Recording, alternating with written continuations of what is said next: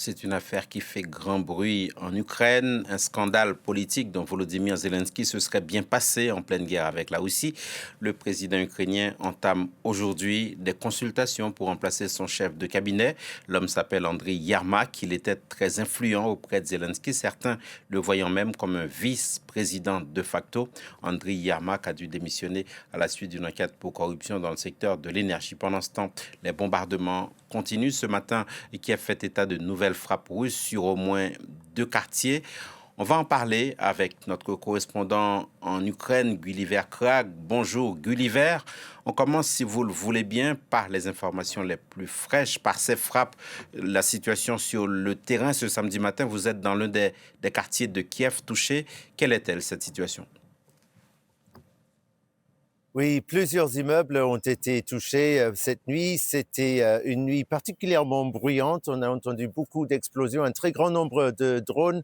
Nous n'avons pas encore les chiffres de l'armée de l'air et des autorités, mais vous voyez ici, c'est un drone, je pense, qui a touché le rez-de-chaussée, le premier étage de cet immeuble d'appartement. À l'intérieur, on voit des gens en train de nettoyer tant qu'ils peuvent, mais il y a beaucoup de vitres brisées, des vitres des voitures aussi dans cette cour sont brisées et comme vous avez dit, c'est plusieurs quartiers qui ont été touchés. Apparemment, ce matin, la rive gauche serait à nouveau sans électricité. La dernière fois que toute la rive gauche, la partie est de Kiev, a été déconnectée du réseau électrique, cela a duré seulement plusieurs heures. Je suppose que les habitants espèrent qu'il en sera pareil aujourd'hui, mais on ne sait pas pour le moment si les centrales électriques ont été touchées ou pas. Et pour en revenir, Gulliver, à la démission du chef de cabinet de Volodymyr Zelensky soupçonné de corruption, les consultations pour le remplacer démarrent ce samedi.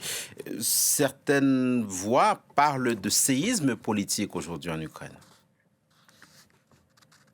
C'est certainement un séisme politique, mais c'est un séisme politique très longtemps souhaité par une part de la classe politique et la société civile, notamment les activistes anticorruption qui critiquaient Andriy Yermak et le soupçonnaient d'être impliqué dans des affaires de corruption depuis bien plus longtemps que les 3 semaines depuis qu'on parle tout le temps de cette affaire que les enquêteurs ont appelée Opération Midas, où ils ont dévoilé un schéma où plus de 100 millions de dollars auraient été volés, qui avaient été destinés à mieux protéger justement les centrales électriques. Et Yermak était critiqué aussi d'un point de vue politique. Il n'avait pas vraiment d'expérience en diplomatie. Pourtant, il s'est il a eu le rôle donné par Volodymyr Zelensky de ministre des Affaires étrangères, vice-président en même temps. Il était très souvent à la tête de délégations qui allaient négocier et beaucoup d'analystes et d'activistes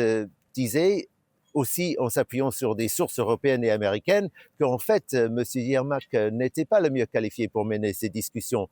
Volodymyr Zelensky, sans toutefois encore nommer un nouveau chef de cabinet, a déjà clarifié que l'équipe qui mènera les discussions avec les Américains et d'autres partenaires sera composée de représentants du ministre des Affaires étrangères, des militaires et des renseignements militaires.